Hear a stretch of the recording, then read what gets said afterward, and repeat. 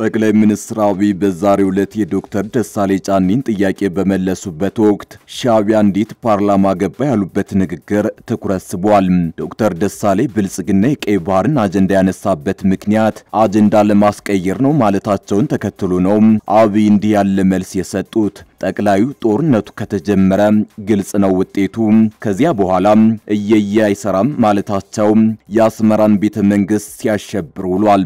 ውጊያው በማንኛውም ሰዓት ሊጀመር እንደሚችልም ፍንጭ ሰጠዋል። በዝርዝር እናስደምጣቸዋለን። ባለስልጣኑ ትግራይ ውስጥ አንድም ሰው የብልጽግና ወኪል መሆን አይችልም አሉ። ጄኔራል ታደሰ ወረደ በመፈንቅለ አስተዳደር የሾሟቸው ባለስልጣን በትግራይ ክልል ማንም ሰው የገዢው ብልጽግና ፓርቲ ወኪል ሆኖ መኖር እንደማይችል አስታውቀዋል።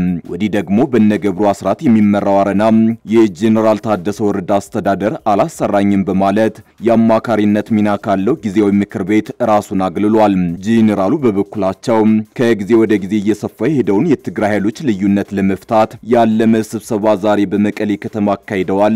እንመለስበታለን። ፕሮፌሰር ብርሃኑ ነጋ የሚመሩት ኢዜማ ብልጽግና የመብት ጥሰቶችን እየፈጸመ ነው ሲል ለመጀመሪያ ጊዜ ጠንካራ ትችት ሰጠ። ብልጽግና የህዝብ ጥቅምና ስልጣን መለየት ተስኖታል ያለው ኢዜማ ብልጽግና ግን ከስተቱ ባሻገር የመብት ጥሰቶችን ሲፈጽም ይስተዋላል ብለዋል። በዝርዝር እናስደምጣቸዋለን። ኬንያ ውስጥ ቱሪስቶችን ያዘ አውሮፕላን ተከስክሶ አሳፍሯቸው የነበሩ ሰዎች ሙሉ በሙሉ የሞቱበትን ክስተት በተመለከተ ያዝነው ዘገባ አለ፣ ታደምጡታላችሁ። አክብሮታዊ ሰላምታችን በያላችሁበት የዓለም ዳርቻ ይረሳችሁ የተወደዳችሁ የአንድ አፍታ ሚዲያ ቤተሰቦች፣ ከአንድ አፍታ ለአሁኑ መደመጥ አለባቸው ያልናቸውን ዜናዎች ወደ እናንተ የምናደርስበት ሰዓት ላይ ተገኝተናል። አብራችሁን ትቆዩ ዘንድ ግብዣችን ነው።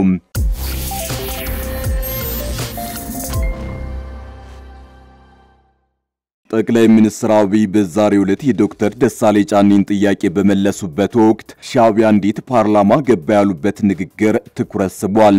ዶክተር ደሳሌ ብልጽግና የቀይ ባህርን አጀንዳ ያነሳበት ምክንያት አጀንዳ ለማስቀየር ነው ማለታቸውን ተከትሎ ነው አብይ እንዲህ ያለ መልስ የሰጡት። ጠቅላዩ ጦርነቱ ከተጀመረ ግልጽ ነው ውጤቱ፣ ከዚያ በኋላ እየየ አይሰራም ማለታቸው የአስመራን ቤተ መንግስት ሲያሸብር ውሏል። ውጊያው በማንኛውም ሰዓት ሊጀመር እንደሚችል ፍንጭ ሰጠዋል። በዛሬው የፓርላማ ውሎ ዶክተር ደሳሌ ጫኔ ብልጽግና የቀይ ባህርን አጀንዳ ያነሳው የውስጥ የፖለቲካ አጀንዳን ትኩረት ለማስቀየር ነው ሲሉ ተችተዋል። በንግግራቸው መዝጊያ አካባቢ ለዚህ ንግግር ምላሽ የሰጡት ጠቅላይ ሚኒስትር አብይ አስገራሚ ምላሽ ሰጥተዋል። በምላሻቸውም እንደዚህ አይነት ክስ የሚሰማው ከኤርትራ በኩል ነበር፣ ኤርትራ በየት ዙራ ፓርላማ ገባች ሲሉ ተደምጠዋል። ጠቅላይ ሚኒስትር አብይ ይህን ምላሽ ሲሰጡ ፓርላማው አጅቧቸዋል። ጠቅላዩ ኤርትራን በተመለከተ ዛሬ የሰጡት አስተያየት በእርግጥም ጦርነቱ እጅግ መቃረቡን ያመላከተ ሆኗል። አብይ ኤርትራን እንዲህ ባለ መልኩ በፓርላማ ሲያነሱ ይህ ለመጀመሪያ ጊዜ ሲሆን ሻዕቢያ ሆይ ለፋኖ መሳሪያ ስታቀበል እያየሁ ነው ሲሉም አስጠንቅቀዋል። ጦርነት የለም ማለት የተኩስ ድምጽ አይሰማም ማለት አይደለም በማለት የተናገሩት ጠቅላይ ሚኒስትሩ እውነተኛ ፍትህ ካልተረጋገጠ በማንኛውም ሰዓት ጦርነት ሊፈጠር ይችላል ሲሉ ተደምጠዋል። ኢፍታዊና አርዕታዊ ውሳኔ ባለበት ሁኔታ የተሟላ ሰላም ሊፈጠር እንደማይችልም ገልጸዋል። ጠቅላይ ሚኒስትሩ መንግስታቸው የባህር በር ማግኘት ጥያቄ በህጋዊና በንግግር ሊፈታ ይችላል የሚል ሐሳብ እንዳለው ጠቅሰዋል። በፍጹም የውጊያ መሻት የለንም ሲሉ የተደመጡት አብይ ዓለም አቀፉ ማህበረሰብ ይህንን ጉዳይ በተመለከተ እንዲያሸማግል ጥሪ አቅርበዋል። ለአሜሪካ፣ ለቻይና፣ ለራሺያ፣ ለአውሮፓ፣ ለአፍሪካ አሁን በተከበረው ምክር ቤት መግለጽ የምፈልገው ነገር የኢትዮጵያ የቀይ ባህር አክሰስ ጉዳይ አይቀሬ ስለሆነ ቅድሚያ የምንሰጠው ሰላምና ንግግር ስለሆነ እባካችሁን ሸምግሉንና መፍትሄ አምጡልን ብለዋል። ዓለም አቀፉ ማህበረሰብ እናሸማግላችኋለን፣ ሰላም ያስፈልጋል እያለ የማዘናጋት አካሄድ የሚከተል ከሆነ ጉዳዩ ብዙ የሚሄድ እንደማይመስላቸው ተናግረዋል። ከማንም ጋር የመዋጋት ፍላጎት የለንም ያሉት ጠቅላይ ሚኒስትሩ ውጊያው ከተነሳ ግልጽ ነው ውጤቱ፣ ከዚያን በኋላ እየያይሰራም አሁኑኑ አለመጀመር ማለት ነው በማለት አስጠንቅቀዋል። ማንም አይሞትልህም፣ ሞራል ይሰጣል እንጂ አይሞትልህም፣ መጨረሻ የምትሞተው አንተ ነህ፣ አያዋጣም ብለዋል። ከማንም ጋር ግጭት ለማድረግ ፍላጎት የለንም፣ ከገባን ግን ግልጽ ነው ውጤቱ፣ አስተማማኝ አቅም ነው ያለን፣ ማንም አያስቆመንም፣ ይሄ ግልጽ መሆን አለበት፣ ግልጽ ነው ውጤቱ፣ ወደዚያ እንዳንሄድ በኃላፊነት መስራት አስፈላጊ ይመስለኛል በማለት ተናግረዋል። አክለውም ሚሊዮን% እርግጠኛ ነኝ ኢትዮጵያ ተዘግታ አትኖርም፣ ማንም ፈለገም አልፈለገም ሲሉ ለምክር ቤቱ አባላት አቋማቸውን ገልጸዋል። ባለስልጣኑ ትግራይ ውስጥ አንድም ሰው የብልጽግና ወኪል መሆን አይችልም አሉ። ጄኔራል ታደሰ ወረደ በመፈንቅለ አስተዳደር የሾሟቸው ባለስልጣን በትግራይ ክልል ማንም ሰው የገዢው ብልጽግና ፓርቲ ወኪል ሆኖ መኖር እንደማይችል አስታውቀዋል። ወዲህ ደግሞ በነገብሩ አስራት የሚመራው አረና የጄኔራል ታደሰ ወረደ አስተዳደር አላሰራኝም በማለት የአማካሪነት ሚና ካለው ጊዜያዊ ምክር ቤት ራሱን አግልሏል። ጄኔራሉ በበኩላቸው ከጊዜ ወደ ጊዜ እየሰፋ የሄደውን የትግራይ ኃይሎች ልዩነት ለመፍታት ያለመ ስብሰባ ዛሬ በመቀሌ ከተማ አካሂደዋል። በትግራይ ክልል ማንም ሰው የብልጽግና ወኪል መሆን አይችልም ያሉት የደቡብ ትግራይ ዞን አስተዳዳሪ ዝናቡ ገብረመድህን ናቸው። በቀድሞ ጌታቸው ረዳ ጊዜው አስተዳደር የተሾሙትን የዞኑን አስተዳዳሪ በኃይል ጫካ አስገብተው አካባቢውን የተቆጣጠሩት ዝናቡ መፈናፈኛ እንዲኖር አንፈቅድም ብለዋል። ዝናቡ ትግራይ ውስጥ አንድም ሰው የብልጽግና ወኪል ሆኖ መኖር አይችልም ያሉት ለህወሓት ልሳን ወይን ጋዜጣ በሰጡት አዲስ ቃለ መጠይቅ ላይ ነው። ዝናቡ ቢሮአቸውን በኃይል ቀምተው ጫካ ያስገቧቸው የቀድሞውን የዞኑን አስተዳዳሪን ሀፍቶ ኪሮስን ግርግር ለመፍጠር ሞክረው አልተሳካላቸውም ብለዋል። ሀፍቶ ከቢሮአቸው ከተባረሩ በኋላ ስልጣናቸውን በኃይል ለማስመለስ ታጣቂ ቡድን እያደራጁ መሆኑን መግለጻቸውን አስተባብለዋል። አስተዳዳሪው ከደቡባዊ ዞን የታጣቂዎች ኃይል ወዳለበት አካባቢ የሄደ አንድም ወጣት የለም፣ ወጣቶች ከመኖሪያ ቦታቸው አልተንቀሳቀሱም ብለዋል። ይሁን እንጂ ሀፍቶ ኪሮስ ቀደም ብሎ በአፋር ክልል ከተደራጀው ሐራ መሬት ጋር በመተባበር በራያ ግንባር ታጣቂ ቡድን እያደራጁ መሆኑን የሚያመላክቱ ተጨባጭ መረጃዎች ወጥተዋል። ዝናቡ ቢሮ ከመቆጣጠር የዘለለ ሚና የላቸውም በሚባልባቸው የራያ አካባቢዎች በአራት መንግስት እየተዳደሩ መሆኑን ገልጸዋል። ራያ ላይ አሉ የተባሉት አራት የአካባቢው መንግስታት የትግራይ ጊዜያዊ አስተዳደር፣ የአማራ አስተዳደር፣ የአስመላሽ ኮሚቴና የመከላከያ ኮማንድ ፖስት ናቸው ብለዋል። ወዲህ ደግሞ በነገብሩ አስራት የሚመራው አረና የጄኔራል ታደሰ ወረደ አስተዳደር አላሰራኝም በማለት የአማካሪነት ሚና ካለው ጊዜያዊ ምክር ቤት ራሱን አግልሏል። ጄኔራሉ በበኩላቸው ከጊዜ ወደ ጊዜ እየሰፋ የሄደውን የትግራይ ኃይሎች ልዩነት ለመፍታት ያለመ ስብሰባ ዛሬ በመቀሌ ከተማ አካሂደዋል። አረና በጌታቸው ረዳ የስልጣን ጊዜ ከተቋቋመው ምክር ቤት ራሱን ያገለለው ጄኔራል ታደሰ ወረደ አላሰሩኝም በሚል ነው። ጄኔራሉ ወደ ስልጣን ከመጡ በኋላ ምክር ቤቱን ሆን ብለው ሽባ አድርገውታል ሲል ፓርቲው ራሱን ማግለሉን ይፋ ባደረገበት ባወጣው መግለጫ ከሷል። ጄኔራል ታደሰ በበኩላቸው በዛሬው ዕለት በመቀሌ ከተማ የተለያዩ የፖለቲካ ኃይሎችን ሰብስበው ሲመክሩ ውለዋል።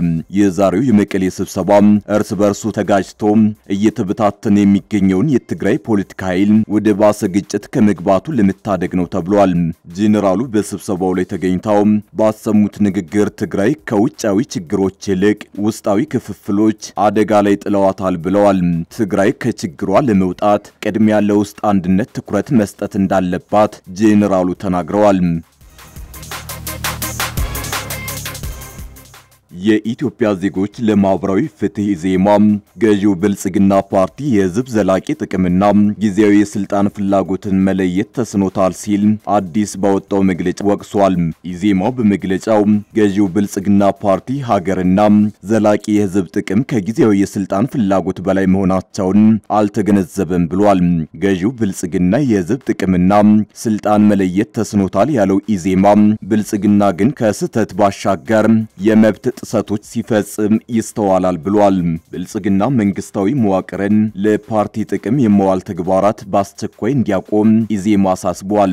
እንደቀደሙት የኢትዮጵያ አገዛዞች ብልጽግና ፓርቲ በታሪክ መዝገብ የዲሞክራሲ አክሻፊ ተብሎ ለመመዝገብ እየተንደረደረ መሆኑን ጠቁሟል። ኢዜማ በሀገሪቱ የፖለቲካ ምህዳር ውስጥ ፈታኝ ሆነው ከሚገኙት ጉዳዮች መካከል ፖለቲካ ምንድነው? የፖለቲካ ፓርቲ ምንድነው? ሚናውስ በተለይ ከሌሎች ህጋዊ ሰውነት ካላቸው ድርጅቶች በምን ይለያሉ?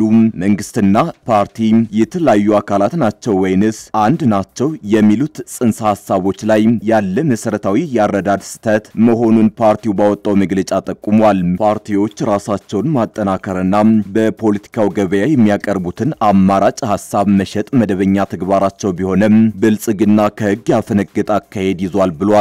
ብልጽግና የዜጎችን ዲሞክራሲያዊ መብቶች በፍጹም ጥያቄ ውስጥ በማያስገባ መሆን እንዳለበት ኢዜማ አሳስቧል። ገዢው ፓርቲ ከምርጫ 2013 አስቀድሞ ከነበረው የመጀመሪያዎቹ የለውጥ ዓመታት በስተቀር ከፍተኛ ተደራሽነት ያላቸውን መገናኛ ብዙሃን ጠርንፎ ይዟል ተብሏል።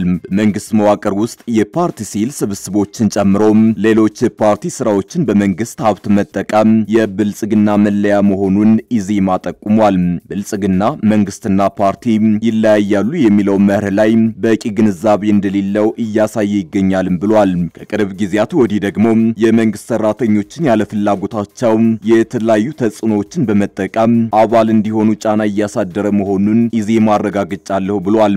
ይህ ተግባር ገዢው ብልጽግና ፓርቲ ሐሳቡን ሽጦ ቅቡልነት የማግኘት እድሉ ላይ በራስ መተማመን የሌለው መሆኑን የሚያመላክት መሆኑን ገልጿል። ድርጊቱ የመንግስት ኃላፊነት የተሰጣቸው የፓርቲው አመራሮች ስልጣንን ያላግባብ እንዲጠቀሙ ያሳያል። ብልጽግና በዝቅተኛ የኑሮ ደረጃ የሚገኙ ዜጎችን ጫና ውስጥ በመክተትና አባል በማድረግ የአባላት ቁጥሩን ከፍ ለማድረግ መንቀሳቀሱን ኢዜማ አረጋግጫለሁ ብሏል።